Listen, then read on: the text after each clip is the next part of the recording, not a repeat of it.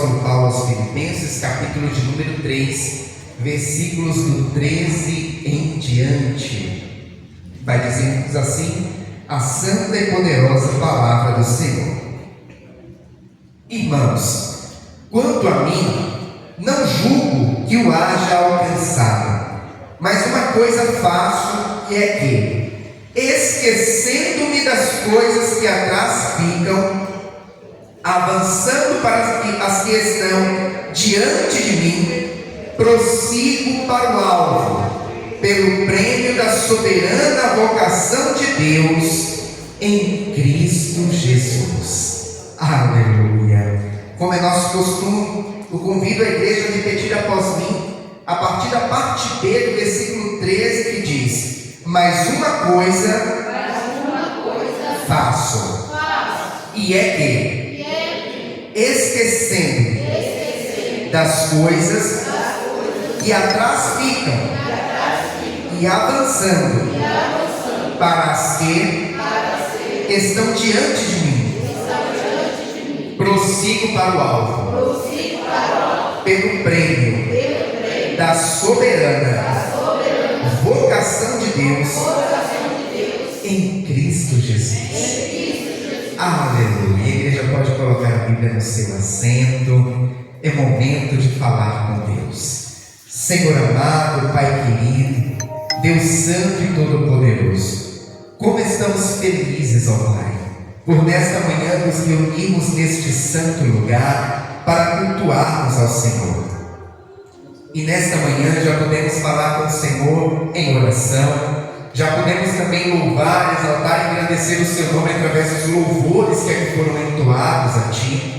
O Senhor falou conosco através dos louvores que foram aqui ministrados, mas agora a Tua igreja deseja receber uma palavra que provenha não do coração do homem, não do coração do pregador, mas uma palavra que nasceu primeiramente no coração do próprio Deus e que agora será ministrada ao coração da sua igreja.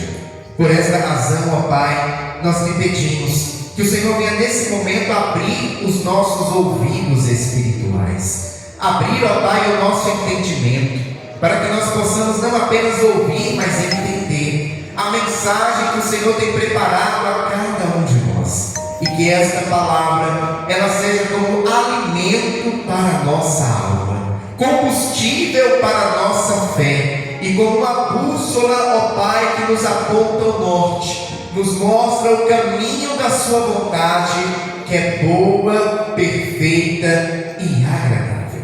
Nesse momento, ó Pai, eu me coloco diante de Ti como um simples servo que sou, e lhe peço: usa-me, ó Pai, como instrumento em Suas mãos, para pregoar a santa e poderosa palavra do Senhor. É o que nós lhe pedimos, ó Pai, e desde já lhe agradecemos, em nome do Senhor Jesus. Amém e graças a Deus. Agora eu te convido a dar uma forte salva de palmas ao Senhor Jesus. Aleluia! Louvado seja Deus. A igreja pode tomar o seu assento, fiquem todos à vontade. Estamos na casa do nosso Pai Celestial. Aleluia! Carta do apóstolo Paulo aos Filipenses. Aleluia! A palavra do Senhor vai nos mostrar que o apóstolo Paulo, quando escreveu as cartas direcionadas às igrejas, direcionadas algumas também a algumas pessoas, como é o caso de Timóteo, de Tito, nós vamos ver que Paulo ele sempre tinha ali um objetivo naquela carta. E na maioria delas, Paulo ele estava procurando advertir os cristãos, estava procurando orientá-los para que eles viessem viver segundo a vontade de Deus. Assim foi, por exemplo, na primeira carta a Coríntios, a segunda carta a Coríntios, e entre tantas outras, onde teve-se esse objetivo de procurar elucidar situações, corrigir pontos que os irmãos não estavam sabendo como agir corretamente. No entanto, na carta do apóstolo Paulo aos Filipenses, nós vamos perceber algo diferente. Não é uma carta trazendo correção, não é uma carta procurando advertir os cristãos ali da igreja em Filipe por conta de algo de errado que eles estavam fazendo. Não. O apóstolo Paulo está inclusive regozijante, agradecendo inclusive aos irmãos da igreja em Filipe, porque aquela igreja era uma igreja que amava a obra do Senhor e que inclusive contribuía para abençoar os cristãos que estavam em Israel, que passavam por adversidades, e que contribuía também para o ministério de Paulo. Então nós vamos ler esta carta de Paulo aos Filipenses e nós vamos ver claramente que Paulo está com o seu coração cheio de gratidão pela forma como Deus tem usado aqueles cristãos. E antes de nós continuarmos, eu já abro aqui um parênteses para dizer algo importante para a igreja do Senhor. Nós precisamos nos doar pela obra de Deus. Nós precisamos nos dedicar para fazer sempre o melhor para o Senhor. A igreja em Filipe era uma igreja que claramente se doava. Era uma igreja onde os irmãos claramente se entregavam ao máximo para contribuir para o bom andamento da obra e para o crescimento do Evangelho. É assim que nós precisamos ser. É assim que nós precisamos agir, unidos numa mesma fé, no mesmo propósito e contribuindo para o crescimento do Evangelho de Cristo. E quando digo em contribuir, por favor, não pense que estou me referindo apenas aos dízimos, às ofertas. Não, sim, os dízimos e as ofertas são muito importantes. Inclusive, Paulo aqui, nós vamos ver claramente que ele agradece pelas contribuições financeiras. Mas nós precisamos contribuir também de outras formas. Contribuir com a nossa presença, contribuir com o nosso trabalho, a nossa dedicação dentro da casa do Senhor, contribuir com as nossas orações. Cada vez mais eu tenho aprendido que a obra do Senhor, ela se faz não apenas com os pés dos que vão, ou seja, aqueles que sobem aqui sobre o altar, pegam o microfone, louvam, oram, pregam, mas a obra do Senhor, ela se faz também com os joelhos dos que oram.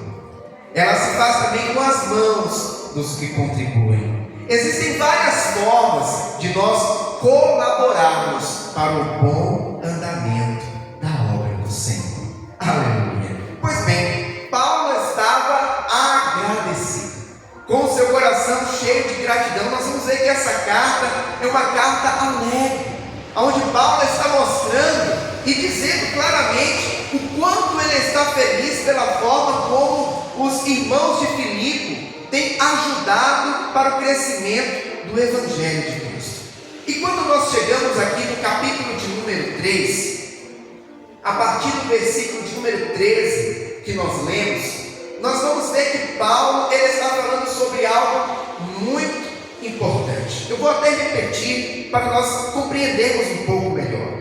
Irmãos, quanto a mim, não julgo que o haja alcançado, mas uma coisa faço, e é que, esquecendo-me das coisas que atrás ficam, e avançando para as que estão diante de mim, prossigo para o alvo, pelo prêmio da soberana vocação de Deus em Cristo Jesus.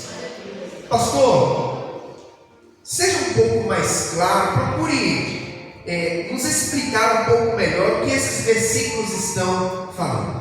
Bom, antes de nós entrarmos no âmbito desta mensagem, é importante nós entendermos que nós tramitamos no tempo entre passado, presente e futuro. O passado é aquilo que já passou. Ontem já é passado.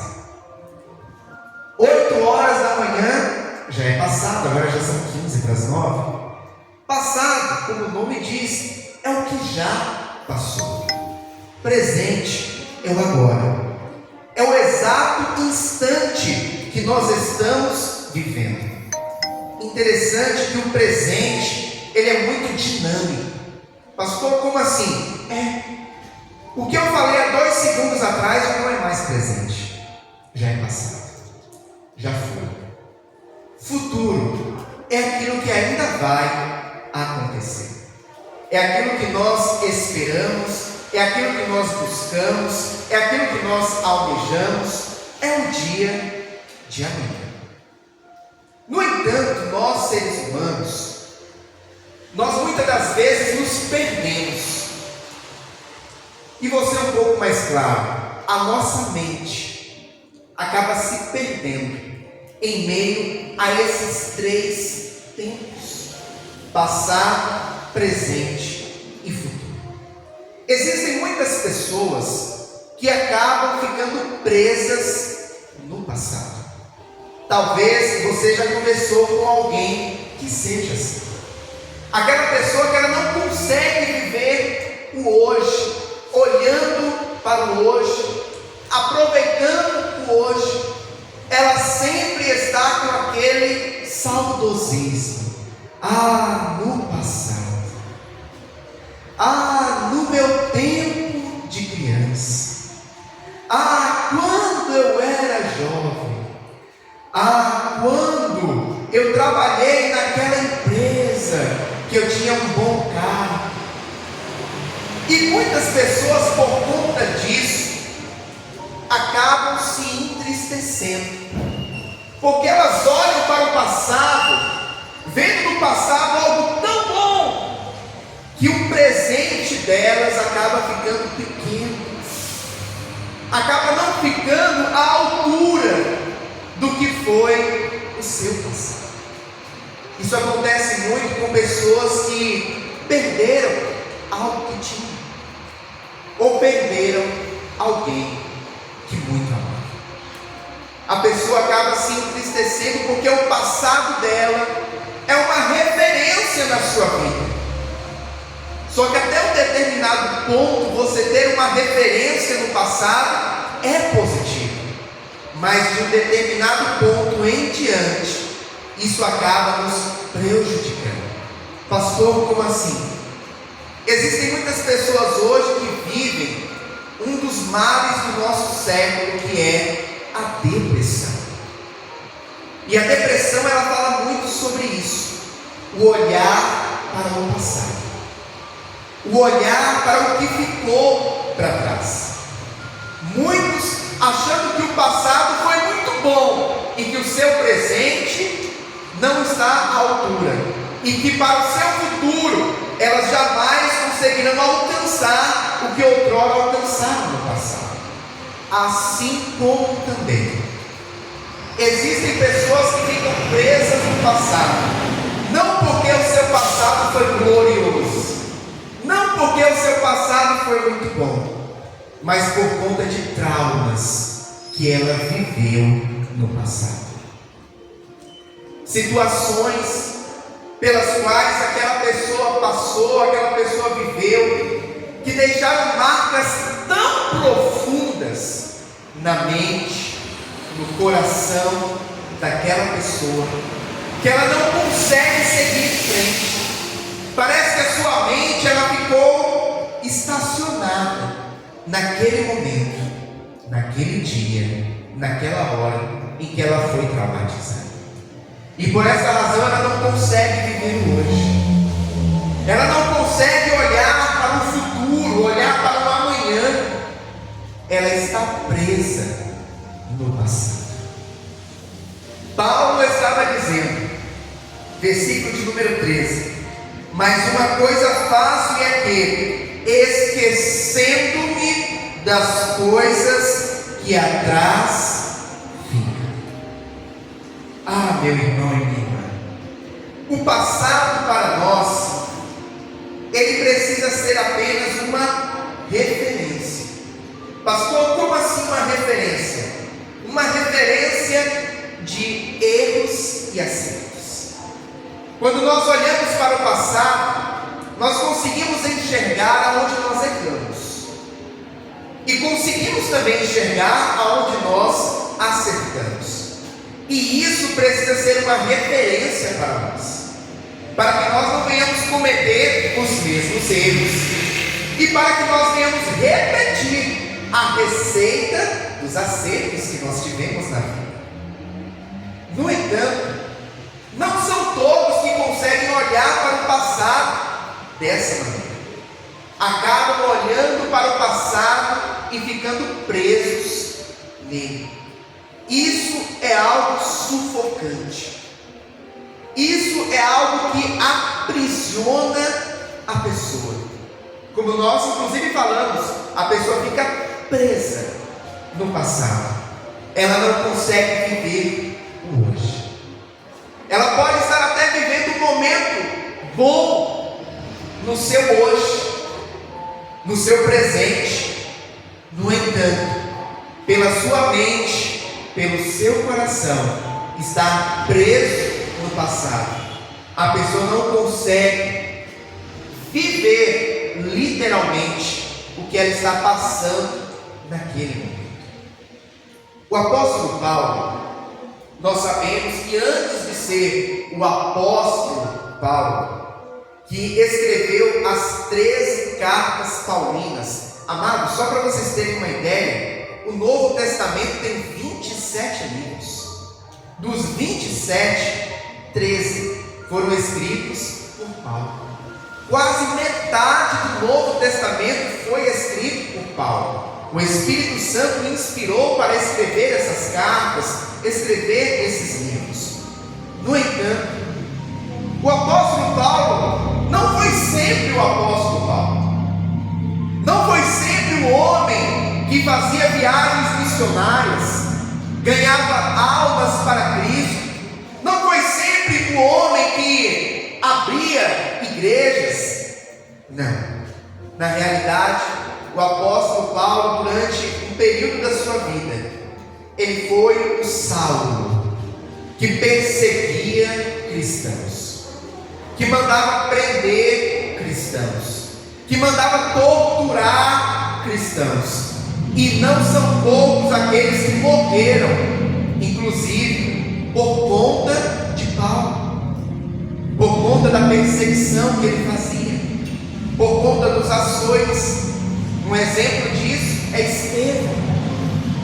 Estevão era um cristão fiel, temente a Deus, e que foi perseguido por conta de Cristo, foi apedrejado por conta de Cristo e morreu por amor a Cristo. Estevão, mesmo diante da perseguição, ele não abandonou a Cristo, ele não negou a Cristo. No entanto, Saulo, na época, foi um dos responsáveis pelo seu apedrejamento e morte. Depois da conversão de Saulo, aonde ele passa a ser chamado de Paulo, nós vamos ver que aquele homem tem uma vida totalmente nova. A sua vida foi transformada, foi mudada. No entanto, ele tinha um passado, e certamente ele olhava para esse passado e se entristecia com as obras de suas mãos, as obras da perseguição, as obras dos açoites, as obras dos apedrejamentos que Paulo foi responsável. Certamente, os irmãos já ouviram falar a respeito do espinho na carne que Paulo tinha. Acredito que a maioria dos irmãos já ouviram falar nisso. Saulo ele diz que ele tinha um espinho na carne, o apóstolo Paulo. E muitos ficam perguntando que espinho na carne era esse, porque na verdade a Bíblia não deixa claro. O próprio apóstolo Paulo não escreveu qual era o espinho na carne. No entanto, a Bíblia vai falar que certa vez ele pediu ao Senhor, inclusive pediu por 3 vezes, para que o Senhor tirasse o espinho da carne que ele tinha. E a resposta de Deus para ele foi: a minha graça te basta. Aleluia. E quando nós vamos analisar o passado de Paulo, e vamos olhar também para o que ele fala a respeito do seu espinho na carne, é possível que o espinho na carne que Paulo tinha se referia ao passado que ele viveu, ao que ele fez no seu passado. E quando ele olhava para trás e via o que ele fez, aquilo entristecia o seu coração. A Bíblia vai inclusive nos falar que o apóstolo Paulo, ele diz que esse espinho na carne era algo tão ferrenho que parecia que o diabo chegava diante dele e esbofeteava ele, de tanto que era doloroso. Certamente o arrependimento pelo que ele havia feito. E o diabo, a Bíblia fala que ele é o nosso acusador. Se nós, quando estamos fazendo algo para o Senhor, muitas das vezes o diabo vem e sopra no nosso ouvido: ah, você agora é crente, você agora está pregando a palavra, mas e o que você fez no passado? E o seu passado? E o que as pessoas sabem a respeito de você, do que aconteceu lá atrás? O diabo, ele nos acusa. Agora imagine o diabo sabendo quem era Paulo, o quanto que ele não tentava acusar aquele homem, o quanto que ele não tentava fazer aquele homem parar, porque ele via que Paulo não parava. Paulo estava pregando sempre a palavra, viajando para um lugar e para o outro, ganhando almas, abrindo igrejas, e ele pensando: eu preciso parar esse homem. E ele fala que o diabo vinha e esbofeteava ele. Claro, uma figura de linguagem, né? Não é que o diabo fisicamente vinha e batia na face dele, mas a acusação, fazendo com que ele viesse olhar para trás.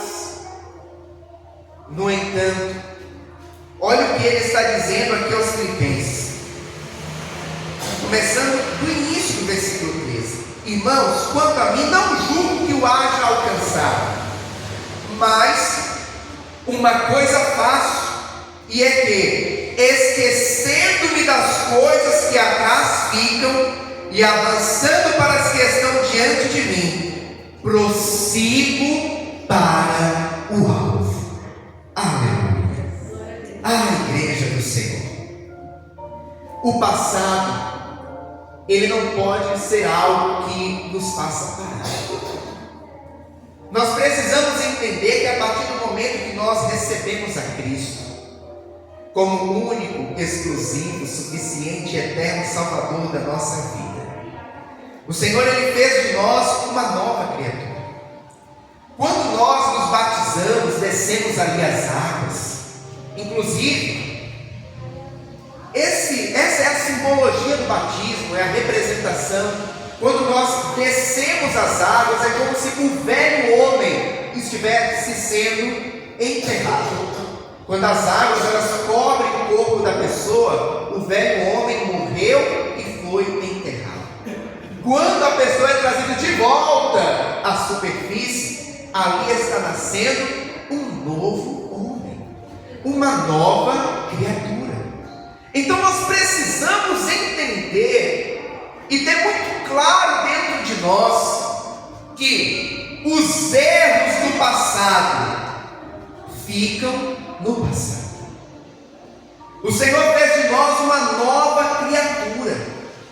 Os erros do passado, eles precisam ser apenas uma referência, para que nós não venhamos repeti-los, para que nós não venhamos cometê-los novamente, mas para que agora nós venhamos literalmente ter uma nova vida, novas atitudes, novo pensamento, para que nós venhamos escrever a partir de agora uma nova história,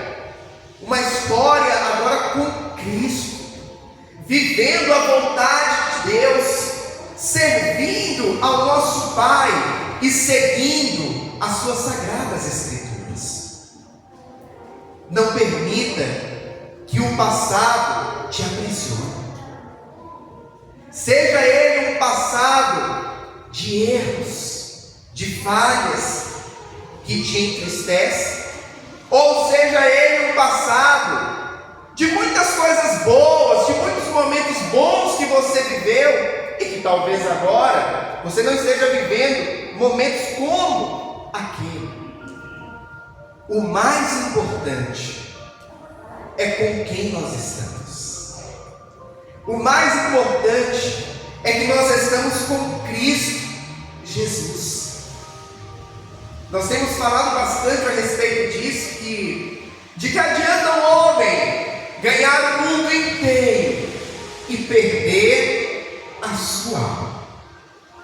De que adianta os bens materiais, as coisas desse mundo. De que adianta a posição, de que adianta poder, autoridade neste mundo, porém sem Jesus. Nesta terra é tudo muito passageiro. Na sexta-feira o Senhor nos entregou uma palavra falando um pouco a respeito do livro de Eclesiastes. E quando nós vamos ler o livro de Eclesiastes, o primeiro versículo 1 do capítulo 1 vai dizer: vaidade de vaidade, diz o pregador, tudo é vaidade. Pastor, como assim vaidade?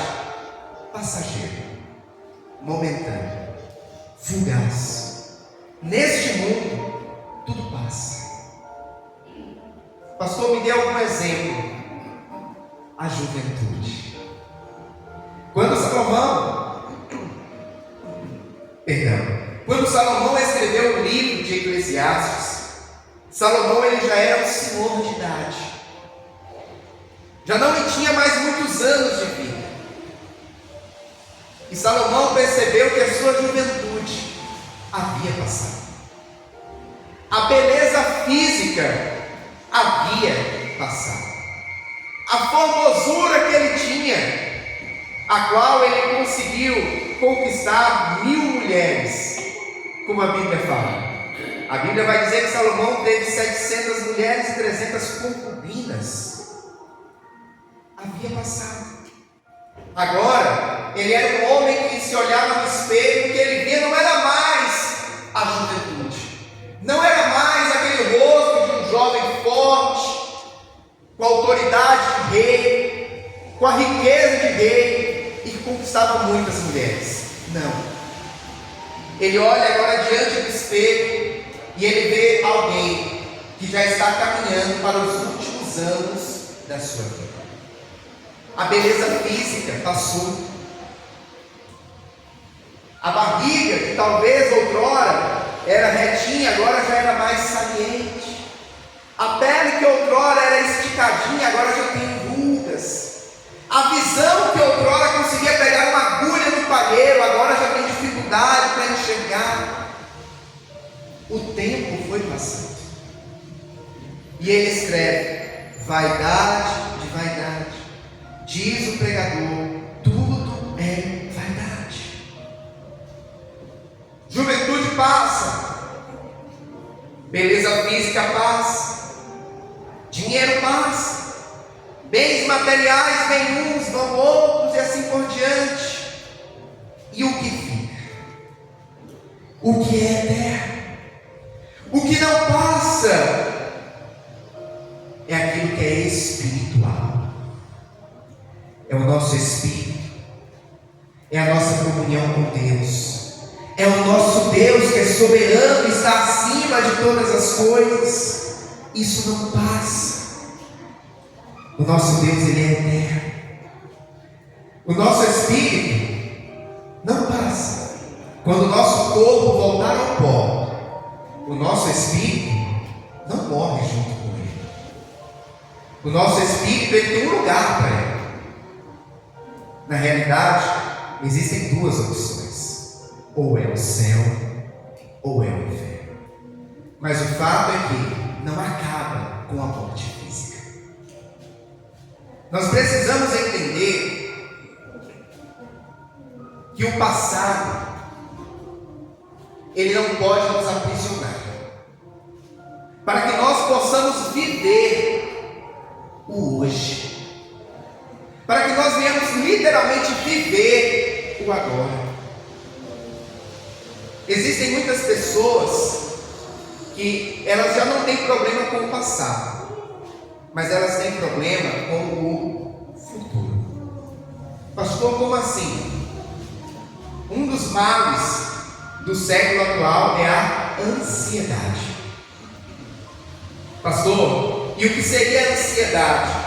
A ansiedade, diferente da depressão que olha para o passado, a ansiedade ela olha muito para o futuro. E aí vem os temores do que pode acontecer, os temores do que pode dar errado, a ansiedade com o desejo de acontecer agora, o que ainda vai acontecer daqui a algum tempo. E mais uma vez a pessoa não consegue viver o presente. Por quê? Ela não está no passado, mas ela também não está no presente. A sua mente está só no futuro. A sua mente está só no amanhã. E ela não consegue, por essa razão, aproveitar. E vou dar um exemplo. Muitas das vezes aproveitar até um culto como esse. Pastor, como assim? Porque às vezes o corpo dela está aqui, mas a mente já está pensando na manhã, já está pensando semana que vem, já está pensando como vai ser o ano que vem, já está preocupado, já está ansioso, não consegue viver o agora. Ela não consegue estar completo naquele momento. Pastor, como assim? Como nós acabamos de dizer, o seu corpo talvez até esteja no lugar, mas a sua mente está longe, está em outro lugar. E assim a pessoa vive a vida, entre aspas, porque a vida vai passando, né? Porque ela não está literalmente vivendo, ela não está literalmente aproveitando os momentos que Deus está dando para ela está só passando por aqueles momentos, porque a sua mente está sempre no depois.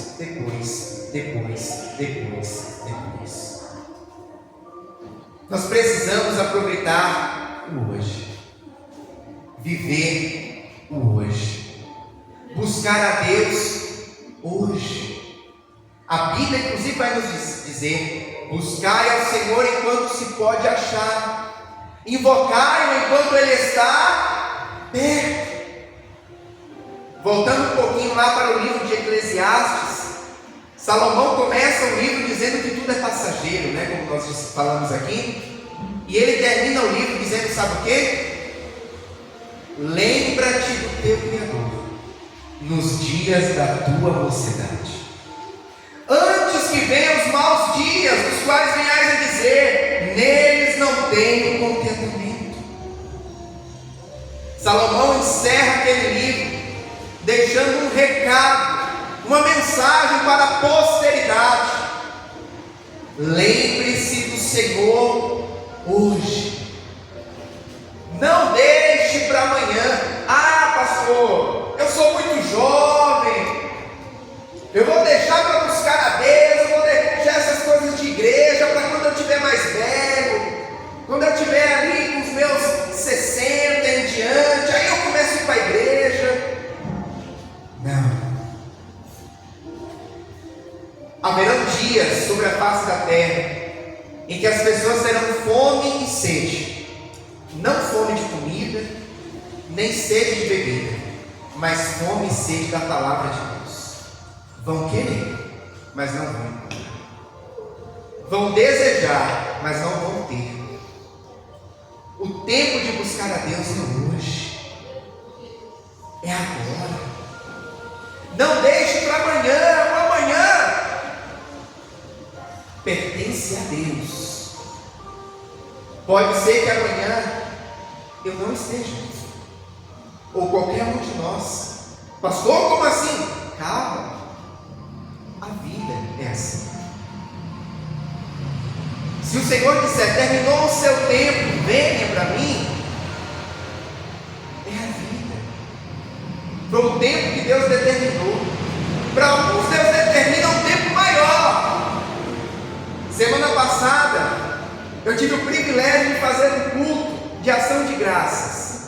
na casa de uma senhora que estava completando 103 anos de idade. Pastor, o senhor contou direito? Contei, gente. Ela falou com a própria boca, a filha dela estava do lado. Pastor, são 103 anos de idade. E sabe o que eu acho mais lindo? Ela disse para mim assim: pastor, eu aceitei a Cristo com 15 anos e nunca me afastei. Ela fala assim: só Jesus, pastor, só Jesus. Sempre ela fala isso: só Jesus, dizendo que Ele é o único a quem nós devemos adorar, a quem nós devemos buscar, a quem nós devemos recorrer. A alguns Deus dá uma vida de mais de 100, a outros Ele determina um tempo de 90, 80, 70, 50. Quantos não foram aqueles que perderam a sua vida na flor da juventude? 30, 20. O fato é que nós não sabemos o dia de amanhã. E o tempo de buscar a Deus, o dia de buscar a Deus, é hoje. Busque ao Senhor enquanto Ele está perto, enquanto Ele pode ser achado por nós. Ah, meu irmão e minha irmã, não permita que a sua mente ou que o seu coração esteja preso no passado, ou esteja preso no futuro. Viva hoje. Dê amor para as pessoas que estão do seu lado. Dê amor para os seus pais. Dê amor para os seus irmãos. Dê amor para os seus avós. Dê amor para os seus filhos. Viva intensamente. E viver intensamente não significa necessariamente viver viajando, viver conhecendo lugares novos, ou viver comprando coisas, viver no luxo. Não. Viver intensamente começa vivendo por completo o hoje, sem ter a sua mente presa no passado, ou a sua mente presa no futuro, no que vai acontecer, no que pode acontecer. Aproveite hoje. Ligue para aquela pessoa que há muito tempo você não fala.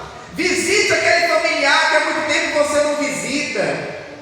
Diga: eu te amo, para aquela pessoa que há tempos você não diz mais essa frase. Viva hoje. Aproveite o hoje. Não se prenda no que passou ou no que ainda vai acontecer. Aproveite os momentos que Deus prepara na tua vida. O apóstolo Paulo, ele continua dizendo: mas uma coisa faço, e é que, esquecendo-me das coisas que atrás ficam e avançando para as que estão diante de mim, prossigo para o alvo, pelo prêmio da soberana vocação de Deus em Cristo Jesus. Nós precisamos ter objetivo. A nossa mente, ela não pode ficar ansiosa pelo futuro, mas nós precisamos ter perspectiva de futuro. Nós precisamos ter um olhar no sentido de: para onde eu vou? Aonde eu quero chegar? É importante que nós, seres humanos, venhamos ter objetivo de vida. É necessário que você tenha objetivo enquanto esposo, enquanto esposa. É necessário que os dois tenham objetivos enquanto casal. Olha, nós queremos conquistar a nossa casa própria, ou nós queremos conquistar o nosso carro, e nós estamos trabalhando, nós estamos buscando o nosso objetivo. Isso é correto e isso é necessário. E aqui eu entro num ponto muito importante. É necessário que nós venhamos ter sonhos. Não pare de sonhar. O sonho, ele é um motivador fortíssimo.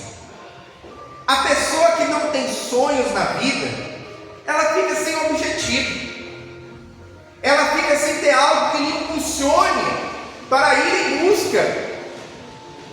No entanto, quando nós sonhamos, o sonho ele gera dentro de nós um combustível tão forte para que nós venhamos ir em direção àquilo que nós almejamos.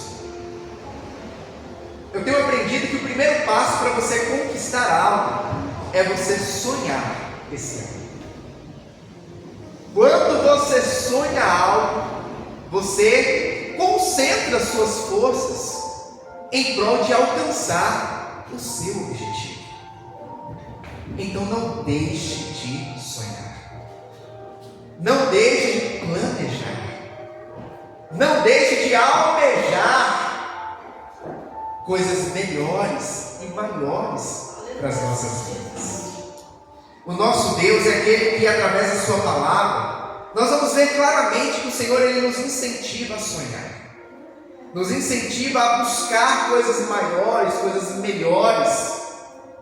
Deus não quer que eu e você fiquemos estagnados. Não. Deus ele quer que nós venhamos progredir. Deus ele quer que nós venhamos conquistar. Quando a nação de Israel estava lá na Babilônia, o povo estava ali escravizado, estava ali no cativeiro babilônico. E sabe o que Deus falou para o povo? Construam casas, casem-se, deem em casamento, não diminuam, mas cresçam. Pastor, mas eles não estavam na Babilônia? Não estavam presos naquele lugar? Sim. Mas a palavra do Senhor não foi: fiquem chorando, se acomodem, se entreguem à tristeza, se entreguem à depressão de quando vocês, pensando em quando vocês estavam lá em Israel. Não fiquem também ansiosos por conta de quando vocês vão sair da Babilônia, até mesmo porque eles ficaram lá 70 anos.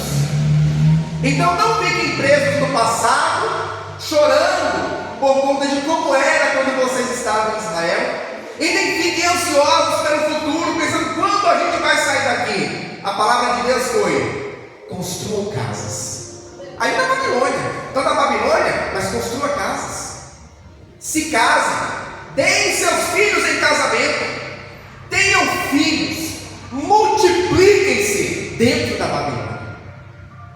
Deus não quer que nós venhamos ficar parados. Pelo contrário, Deus ele quer que nós venhamos viver o hoje. E o hoje é dinâmico. Nós lemos a Bíblia no início dessa ministração, não é verdade? Já ficou no passado. O agora é o que eu estou falando nesse momento para os irmãos. Muita coisa que eu já disse, agora já ficou no tempo passado. O presente é agora. O presente é dinâmico. O presente gera movimento. E Deus quer que nós estejamos em movimento. Deus não quer te ver parado. Deus não quer te ver entregue por conta de tristezas do passado ou preocupações com o futuro. Deus quer sim que nós tenhamos objetivo, tenhamos alvo, mas que nós venhamos viver o agora em movimento. Aleluia. E Paulo aqui está falando: prossigo para o alvo, pelo prêmio da soberana vocação de Deus em Cristo Jesus. Trazendo agora para a minha e para a tua vida espiritual, mais especificamente, nós precisamos ter alvo, e o nosso alvo é Cristo Jesus. Como a nossa irmã Zidália, aos 103 anos de idade, me disse alguns dias atrás: pastor, só Jesus, pastor, só Ele deve ser o nosso alvo espiritual. É para Ele que nós devemos olhar, É na direção dele que nós devemos ir, porque só ele é o caminho. Jesus disse: eu sou o caminho, a verdade e a vida, ninguém vai ao Pai a não ser por mim. Interessante que Jesus não disse assim: eu sou um dos caminhos. Não. Jesus nunca falou que ele é um dos caminhos. O mundo prega isso. O mundo prega que todos os caminhos nos levam até Deus. Parece uma frase bonita, parece uma frase romantizada, né? Ah, todos os caminhos vão me levar até Deus. Mas a Bíblia não fala isso. A Bíblia nos fala que só tem um caminho que nos leva até o Pai. E é o Filho, é Jesus. Só Jesus vai nos levar até o Pai.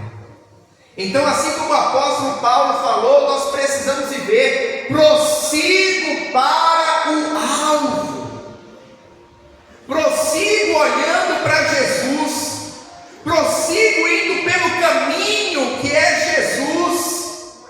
E qual a consequência? Pelo prêmio da soberana vocação de Deus em Cristo Jesus. Ah, meu irmão e minha irmã, chegará um dia que tudo isso vai passar. Chegará um dia em que Jesus voltará à altura das nuvens com voz de alarido e sons de trombeta, e vai nos tomar desta terra. Seremos tirados deste mundo e nós vamos para o Pai. Há uma recompensa para aquele que olha para o alvo, para aquele que caminha em direção ao alvo, para aquele que não se desvia do alvo. Nós vamos morar nos céus. Nós vamos para Nova Jerusalém. Lá não haverá mais dor, lá não haverá mais lágrima, lá não haverá mais sofrimento, lá não haverá angústia, lá não vai ter depressão, lá não vai ter ansiedade. Lá, inclusive, não vamos nem precisar nos preocupar com o tempo, porque lá é a eternidade. Lá não precisa de calendário, lá não precisa de relógio, lá é a eternidade. Passaremos a eternidade com o Pai. E essa é a maior recompensa que alguém pode ter. A maior recompensa que alguém pode ter por servir a Cristo, por ser fiel ao Senhor, não é a casa, não é o carro, não é até mesmo a cura da enfermidade. Sim, todos nós desejamos ter a nossa casa própria, ter o nosso carro, se estiver acometido de uma enfermidade, ser curado daquele mal, e Jesus pode fazer tudo isso. No entanto, o maior prêmio não é nada disso. O maior prêmio, e prêmio esse que já está reservado, porque Ele foi preparar moradas para nós. Então o nosso prêmio já está reservado, já está preparado. O maior prêmio é ir morar nos céus. O maior prêmio é ir para a glória e passar a eternidade com Deus. Esse é o maior prêmio.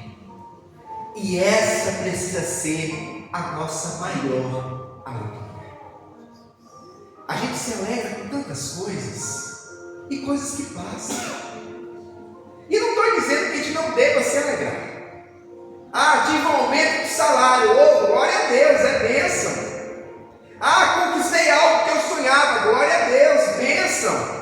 Aquele que é solteiro, ah, encontrei a minha varoa, a mulher, encontrei o meu varão, é bênção. E se alegre-se com isso. No entanto, a nossa maior, eu digo a nossa maior alegria é ir morar nos céus. Porque tudo que está nesse âmbito natural, um dia vai passar. Mas aquilo que é espiritual não passa. É por isso que Jesus disse: não acumuleis tesouros na terra, aonde a traça e a ferrugem corroem, consomem, os ladrões minam, roubam, mas acumuleis tesouros nos céus, aonde a traça e a ferrugem não corroem, não consomem, aonde os ladrões não minam, não roubam, porque aonde estiver o teu tesouro, ali vai estar o teu coração. E por que Jesus estava dizendo isso? Porque nós seres humanos temos uma tendência a se apegar àquilo que é material, aquilo que os olhos humanos veem, aquilo que as mãos tocam. Nós temos uma tendência muito forte de se apegar a isso, e aí o nosso coração vai no mesmo sentido, se apegar àquilo que pode ter. No entanto, aquilo que pode ter, hoje pode estar na minha mão e amanhã pode não estar mais. E aí? No entanto, existe um tesouro que esse está garantido e reservado. Existe um tesouro que a ferrugem, com o passar dos anos, não vai corroer, o cupim não vai comer, a traça também não. Existe um tesouro que o ladrão não vai roubar. Esse tesouro está nos céus. Lá nós não somente podemos, como devemos acumular tesouros, porque um dia nos será entregue em nome de Jesus.